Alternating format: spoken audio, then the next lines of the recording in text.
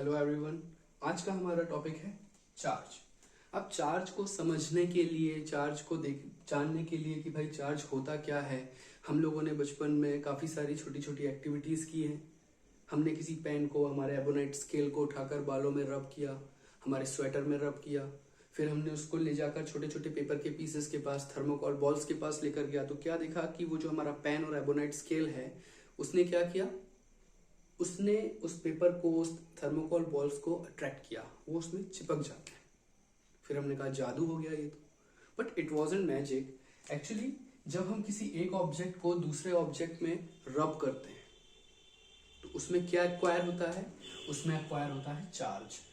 अब एक ऑब्जेक्ट होता है जिसमें होता है पॉजिटिव चार्ज,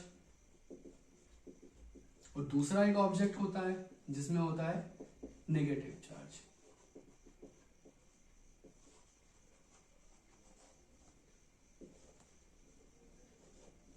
आपने दो ऑब्जेक्ट को आपस में रब किया है ना। अब दो ऑब्जेक्ट्स को आपने रब किया, एक में पॉजिटिव चार्ज आ जाता है, एक में नेगेटिव चार्ज आ जाता है। अब पॉइंट ये है कि जब दो कंडीशन आपने ली है डिफरेंट डिफरेंट, कि भाई आपने यहां पर भी ए और बी को आपस में रब किया, आपने यहां पर सी और डी को आपस में रब किया।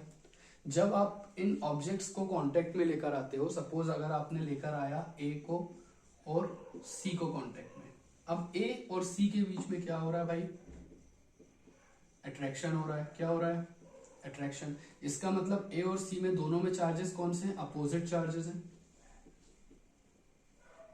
अगर आपने क्या किया, आपने बी और डी को पास में लेकर आया, तो बी और डी को पास में लेकर आने के बाद अगर इन दोनों में रिपल्शन हो रहा है,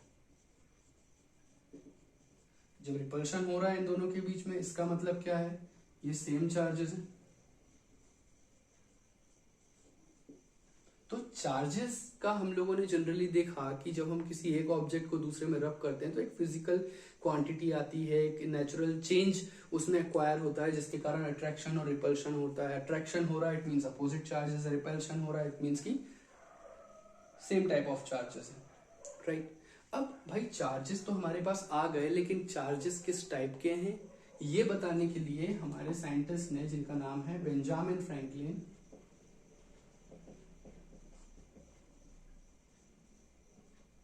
उन्होंने बताया कि भाई हमारे पास दो चार्जेस हैं। पहला चार्ज आपका हो जाएगा पॉजिटिव और दूसरा होगा आपके पास नेगेटिव।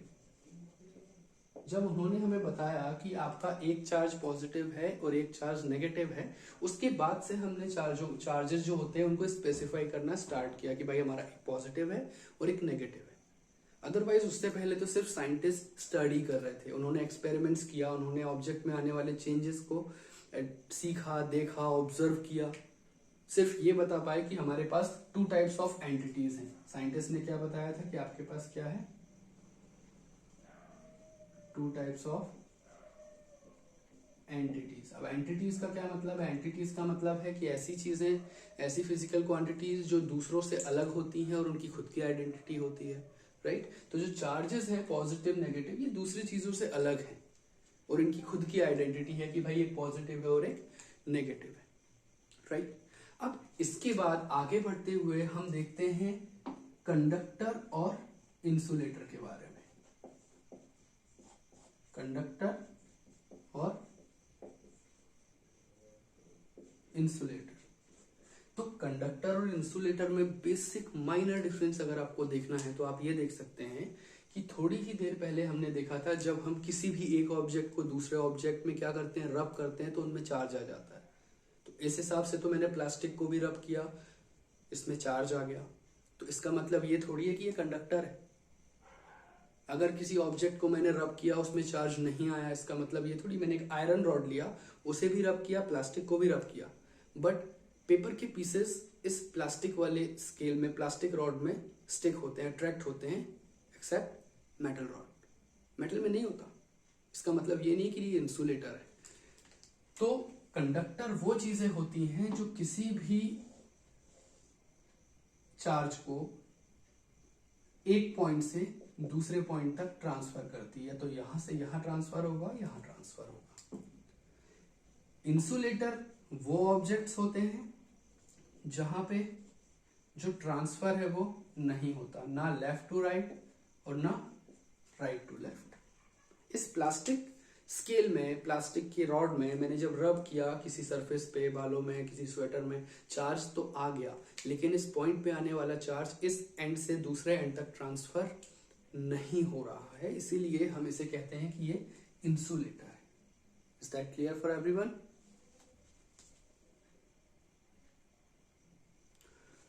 इस चार्ज वाले टॉपिक को आगे बढ़ाते हुए हम देखते हैं कि सपोज हमने किसी चार्ज को लाकर इस फील्ड में रख दिया। ये हमारे पास एक चार्ज है जो यहाँ पे रखा हुआ है। अब इस चार्ज के यहाँ पर रखे रहने के कारण क्या होगा? इस चार्ज के यहाँ रखे होने के कारण ये अपनी सराउंडिंग में किसी एक पर्टिकुलर एरिया में क्या करेगा? अपना फोर्स अप्लाई करेगा, अपना इफेक्ट दिखाएगा। जिस फील्ड में, जिस फील्ड तक, जिस डिस्टेंस तक ये पर्टिकुलर चार्ज अपना इफेक्ट शो करता है उसे हम क्या कहते हैं? Electric field.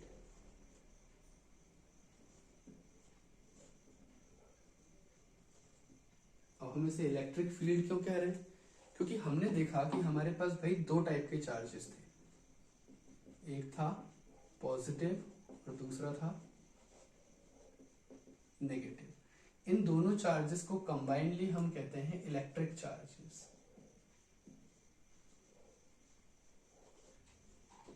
तो जब कोई पर्टिकुलर चार्ज अपने आसपास, अपने अराउंड जिस लिमिट तक, जिस एरिया तक, जिस डिस्टेंस तक अपने इफेक्ट को शो करता है वो होता है उसका electric field.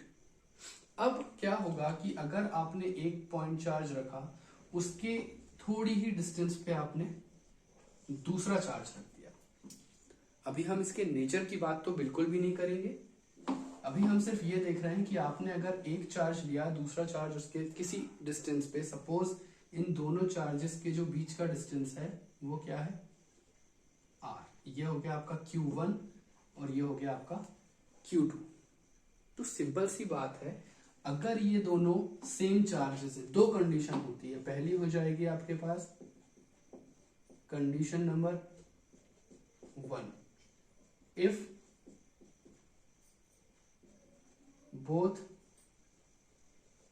charges are similar। अगर दोनों ही चार्जेस क्या हुए? एक से हुए, या तो दोनों पॉजिटिव होंगे या तो दोनों नेगेटिव होंगे। तो भाई जब हमको पता है दोनों पॉजिटिव होंगे या दोनों नेगेटिव होंगे तो इनके बीच में क्या होगा? रिपल्शन होगा। क्या हो जाएगा? रिपल्शन होगा। सेकंड कंडीशन होगी कि इफ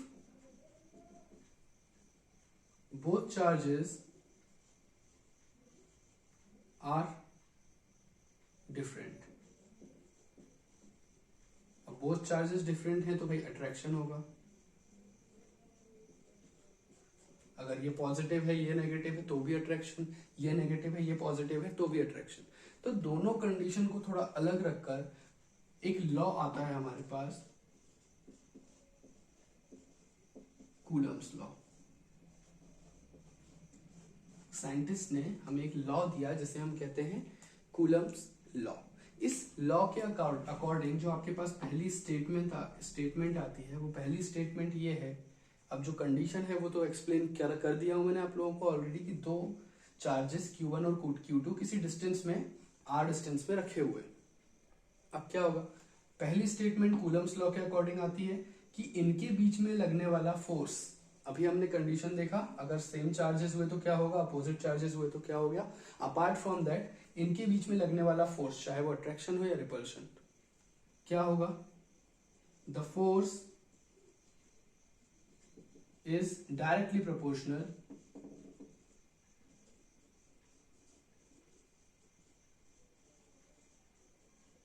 टू द प्रोडक्ट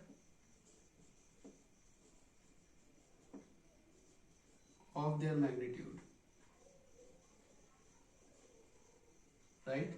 मतलब क्या कहना चाह रहा है ये कि Q1 और Q2 का प्रोडक्ट, इसमें कितना चार्ज है इस ऑब्जेक्ट में? इसमें चार्ज है Q1, इसमें कितना चार्ज है? Q2। तो इस ऑब्जेक्ट का मैग्नीट्यूड क्या हुआ? Q1, की मतलब इस ऑब्जेक्ट में Q1 चार्ज है, इस ऑब्जेक्ट में Q2 चार्ज है, तो इन दोनों के मैग्नीट्यूड के डायरेक्टली प्रोपोर्शनल होगा फोर्स। ये आ गई आपकी इक्वेशन नंबर 1। अब सेकंड स्टेटमेंट क्या होगी? सेकंड स्टेटमेंट ये है कि जो फोर्स इनके बीच में लग रहा है, the force is inversely proportional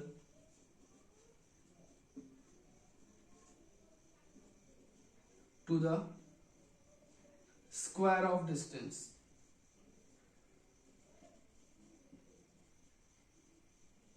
इनके बीच में डिस्टेंस कितना है? r। तो फोर्स जो होगा वो इनवर्सली प्रोपोर्शनल होगा the square of distance between them. ये हो गया आपका भाई साहब इक्वेशन नंबर 2। जब आप इक्वेशन नंबर 1 और 2 को कंबाइनली लिखोगे तो क्या आ जाएगा आपके पास? F proportional to Q1 Q2 upon r square. As per the laws जब प्रोपोर्शनैलिटी का साइन हटता है, हम लोगों ने प्रीवियस क्लासेस में पढ़ा हुआ है, तो यहां पर एक कांस्टेंट आता है, तो F is equal to K Q1 Q2 upon r square.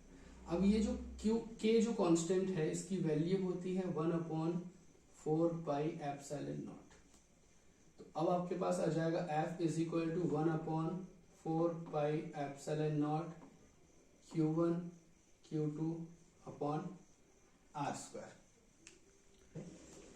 F is equal to 1 upon 4 pi epsilon naught Q1 Q2 upon r square. इस फॉर्मूले की हेल्प से हम किसी भी दो चार्जेस के बीच में लगने वाले फोर्स को कैलकुलेट कर सकते हैं।